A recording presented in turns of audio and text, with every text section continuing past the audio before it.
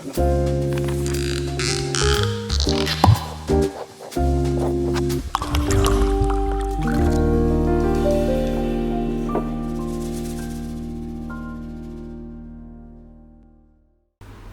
Brathwaite, thank you very much for joining us for the wind down. You are talking at Henley Literary Festival today, and you've agreed to join us for a glass of wine. So can you tell us a little bit about your book, Sista Sister? Sista Sister is my second book. It's called Sista Sister. Notes on things I've learned the hard way so you don't have to. And it's really like that self-help guide I had when I was like 15, 16.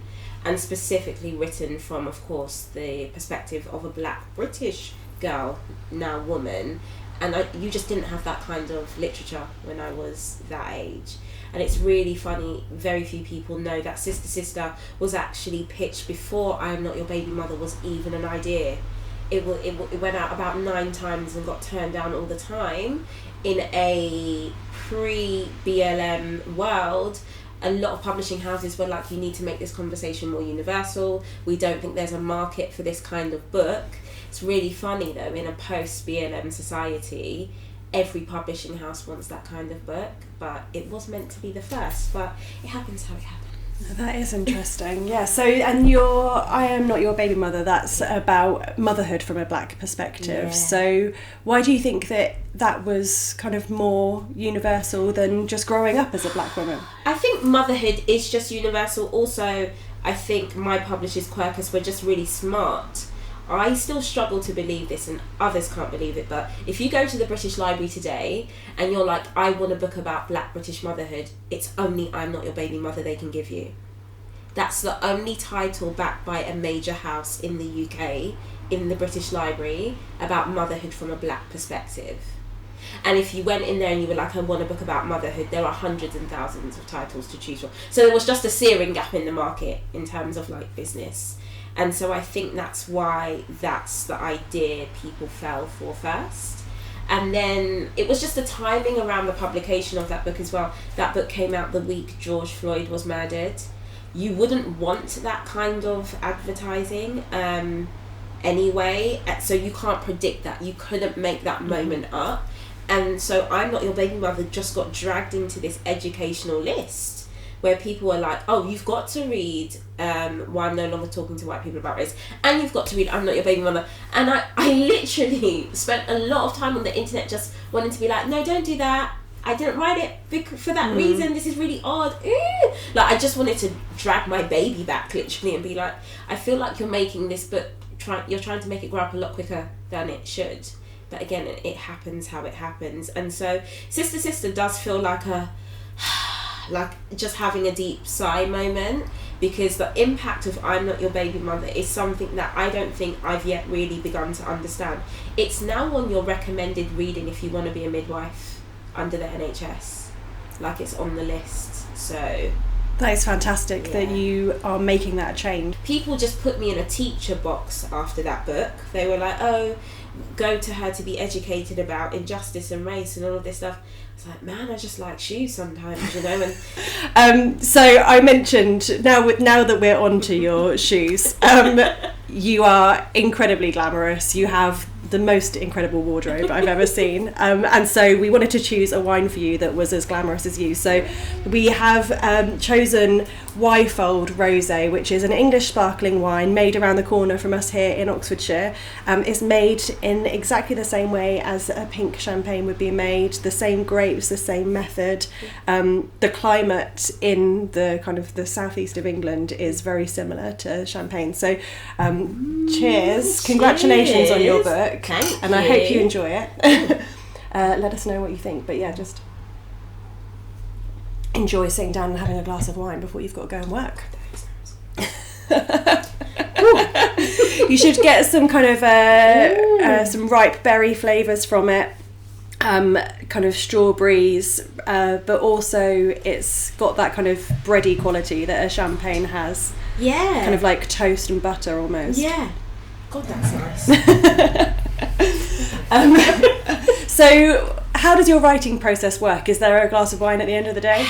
No, it's so like scattergun approach. That's me all over, to be fair. So there's no, you know, people who say, oh, I wake up at this time and I sit down. It's usually in the back of cars. I'm in a car a lot for work. And it's so, people don't believe this. The bulk of I'm Not Your Baby Mother was written on my iPhone. And then I'd send it to my laptop and sort some bits out there. But it's literally just me on my phone having the stream of consciousness, or having 5-10 minutes by myself in the bath and being like, oh, that's really good. And then doing that. And it works for me. I have tried to be more structured. It wasn't a bad thing. It just doesn't fit in with my day-to-day life. And not with 2 very young children, 3 and 7, who are just like, oh, we don't care about your structure. Like, we want to do this, we need to do that. And then, of course, we had the pandemic Lovato on top of all of that. So it was just like the structure just went out of the window. And I had to respect that. Sometimes you would have an idea and you've got to hold on to that for 3 days and then go and write about it. That is, yeah.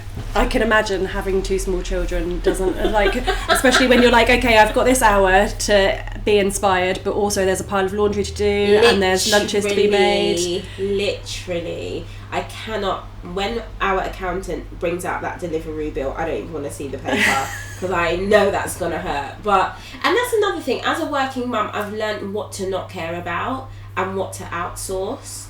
I'm incredibly in awe of those women who make all the PTA things and the games and then run these amazing businesses, but that's just not me. It's like, I can give birth to them and I can, like, I don't know, do bedtime, but I can't do that whole mothering thing 24/7, because then that takes away from my creative work, which actually makes me a nice mum. I know that I'd feel bitter if I didn't get to do the stuff that I do. And it's not just you that has to do it either, is it? You've got your partner. He's so great. They're half his too. And I don't want to toot his horn, because in tooting his horn, I could make the mistake of praising him for what women do all the time. But he takes on the traditional feminine roles. So he knows my daughter's schedule back to front. He's like, you've got hockey today, you've got... I don't know. I'm literally like, he went away for a night off the other night, and he left me with a list.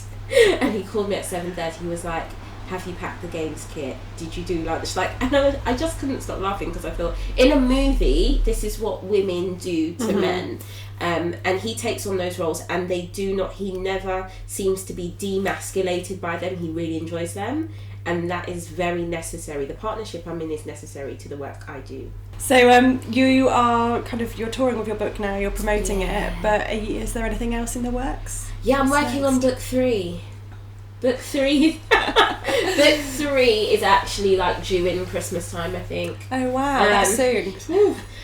It's very different. It's fiction, it's YA.